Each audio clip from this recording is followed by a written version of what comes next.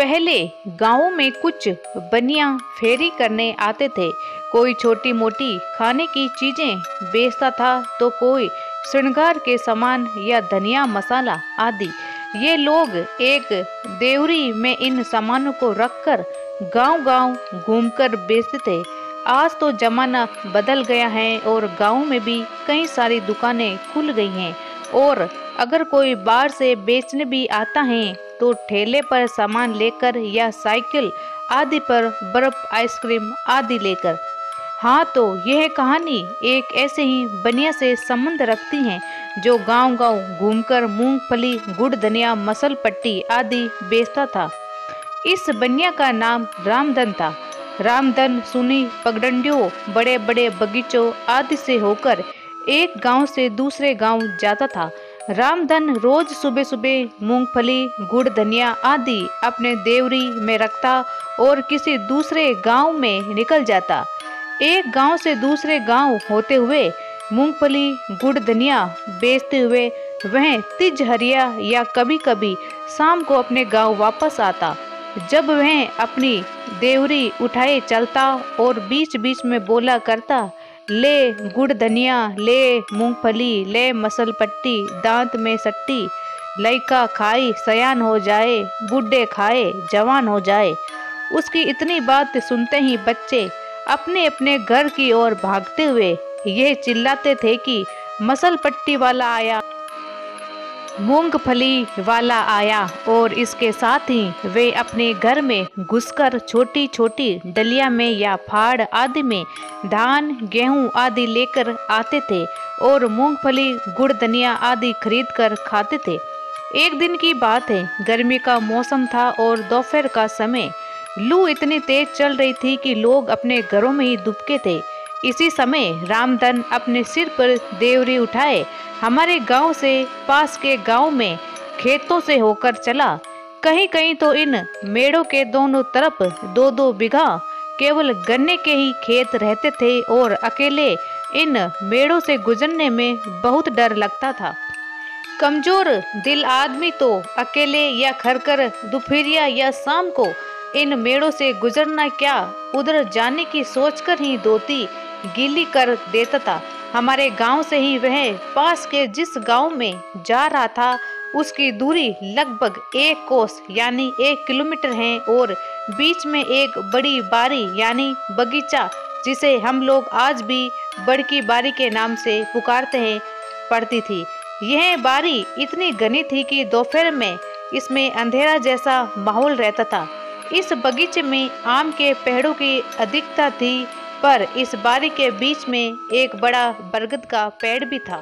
रामधन इस बगीचे में पहुंचकर अपनी देवरी को उतारकर एक पेड़ के नीचे रख दिया और सोचा कि थोड़ा सुस्ताने के बाद आगे बढ़ता हूँ।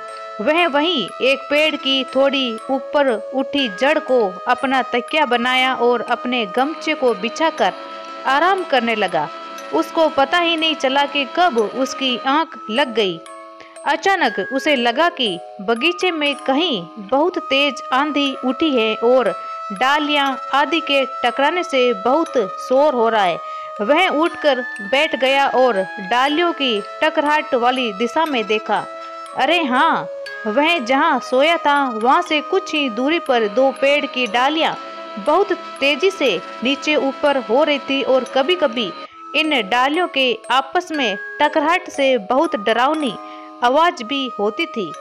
अगर कमजोर दिल आदमी अकेले में यह देख ले तो उसका दिल मुंह में आ जाए, पर रामधन को तो यह आदत थी।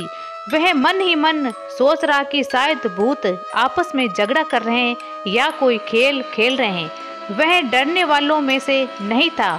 वह वहीं लेटे लेटे इन भूतों की लड़ाई का आनंद लेने लगा। उसे कोई भूत दिखाई नहीं दे रहा था, बस हवा ही हवा उन पेड़ों के पास बहुत ही डरावनी और तीव्र बह रही थी। रामधन के लिए भूतों की लड़ाई या खेल आम बात थी। उसे बराबर सुनसान रास्तों, झाड़ियों, घने घने बगीचों आदि से होकर अकेले जाना पड़ता था। अगर वह डरने लगे तो उसका धंधा ही चौपट हो जाए। उसका पाला बहुत बार भूत प्रेत चुड़ैलों आदि से पड़ा था, पर किसी ने उसका कुछ नहीं बिगाड़ा था। वह अपने आप को बहुत बहादुर समझता था और इन भूत प्रेतों को आम इंसान से ज्यादा तवज्जो नहीं देता था। रामधन ने लेटे लेटे ही अचानक देखा कि एक बड़ा ही भयंकर और विशाल के प्रेत इस पेड़ से उस पेड़ पर क्रोधी होकर कूद रहे हैं और इसी कारण से उन दोनों पेड़ की डालियां बहुत वेग से चरमर की आवाज करते हुए नीचे ऊपर हो रही हैं। रामधन को तो कौतूहल हुआ और अब वह और सतर्क होकर उस भूत को देखने लगा। अरे, रामधन को लगा कि अभी तो यह प्रेत अकेला था, अब यह दूसरा कहां से आ गया। अच्छा, तो यह बात है। अब रामधन को सब समझ में आ गया। दरअसल बात यह थी कि यहाँ भूतों का खेल नहीं, भयंकर झगड़ा चल रहा था। वह बड़ा भूत उस दूसरे भूत को पकड़ने की कोशिश कर रहा था, पर कामयाब नहीं हो रहा था और इसी गुस्से में डालियों को भी तोड़ मरोड़ रहा था। अरे, अब तो रामधन को भी मजा आने लगा था, क्योंकि भूतों की संख्या बढ़ती जा रही थी। अभी तक जो ये भूत अदृश्य थे, अब एक एक करके दृश्य होते जा रहे थे। और रामधन के लिए सबसे बड़ी बात यह थी कि आज तक उसका पाला जितने भूत प्रेत चुड़ैलों आदि से पड़ा था, उनमें काफी समानता थी, पर आज जो भूत प्रेत एक एक करके प्रकट हो रहे थे, उनमें काफी असमानता थी। वे एक से बढ़कर एक विकराल थे। किसी किसी की सूरत तो बहुत ही डरावनी थी। रामधन को एक ऐसी भूतनी भी दिखी जिसके 2 सिर और 3 पैर थे। उसके नाक नहीं थी और उसकी आंख भी एक ही थी और वह भी मुंह के नीचे। रामधन अब उठकर बैठ चुका था और अब भूतों के लड़ने की प्रक्रिया भी बहुत तेज हो चुकी थी। भूत एक दूसरे के जान के प्यासे हो गए थे। इन भूतों की लड़ाई में कई डालियां भी टूट चुकी थी और उस बगीचे में बवंडर उठ गया था। अंत में रामधन ने देखा कि एक विकराल बड़े भूत ने एक कमजोर भूत को पकड़ लिया है और बेतहाशा उसे मारा जा रहा है। अब धीरे धीरे करके भूत अदृश्य भी होते जा रहे थे। अब वहीं केवल 3 टांग वाली भूतनी ही बची थी और वह भयंकर विकराल भूत। अब रामधन भी उठा, क्योंकि इन भूतों की लड़ाई में लगभग उसका 1 घंटा निकल चुका था। रामधन ने जो ही अपनी देवरी उठाना चाहा, वह उठ ही नहीं रही थी। रामधन को लगा कि अचानक यह देवरी इतनी भारी क्यों हो गई है। उसने दोबारा कोशिश की और फिर तिबारा, पर देवरी उठी नहीं। वह पसीने से पूरा नहा गया और किसी अनिष्ट की आशंका से कांप गया। उसने मन ही मन हनुमान जी का नाम लिया, पर आज उसे क्या हो गया वह समझ नहीं पा रहा था। आज तक तो वह कभी डरा नहीं था, पर आज उसे डर सताने लगा। उसके पूरे शरीर में एक कंपी सी उठ रही थी और उसके सारे रोए तीर जैसे एकदम खड़े हो गए थे। अचानक उसे उस बगीचे में किसी के चलने की आवाज सुनाई दी। ऐसा लग रहा था कि कोई मदमस्त हाथी की चाल से उसकी तरफ बढ़ रहा है। रामधन को कुछ दिख तो नहीं रहा था, पर ऐसा लग रहा था कि कोई उसकी ओर बढ़ रहा है। उसके पैरों के नीचे आकर सूखी पत्तियां चरमर कर रही थी। अब रामधन ने थोड़ा हिम्मत से काम लिया और भागना उचित नहीं समझा। उसने मन ही मन सोचा कि आज जो कुछ भी हो जाए, पर वह यहाँ से भागेगा नहीं। अचानक उस दैत्याकार अदृश्य प्राणी के चलने की आवाज थम गई। अब रामधन थोड़ा और हिम्मत करके चिल्लाया, कौन है, कौन है? जो कोई भी है, सामने क्यों नहीं आता है? अब सब कुछ स्पष्ट था, क्योंकि एक विकराल भूत, शायद यही वही था जो दूसरे भूत को मार रहा था, रामधन के पास दृश्य हुआ, पर एकदम शांत भाव से। अब वह गुस्से में नहीं लग रहा था। रामधन ने थूक घोंटकर कहा, कौन हो तुम और क्या चाहते हो? क्यों मुझे परेशान कर रहे हो? मैं डरता नहीं। वह विकराल भूत बोला, डरो मत, मैं तुम्हें डराना भी नहीं आया हूँ। मैं यहाँ का राजा हूँ। राजा और मेरे रहते किसी के डरने की आवश्यकता नहीं है। अगर कोई डराने की कोशिश करेगा तो वही हश्र करूंगा जो उस कलमुनिया भूत का किया। अब रामधन का डर थोड़ा कम हुआ और उसने उस भूत से पूछ बैठा, क्या किया था उस कलमुनिया भूत ने?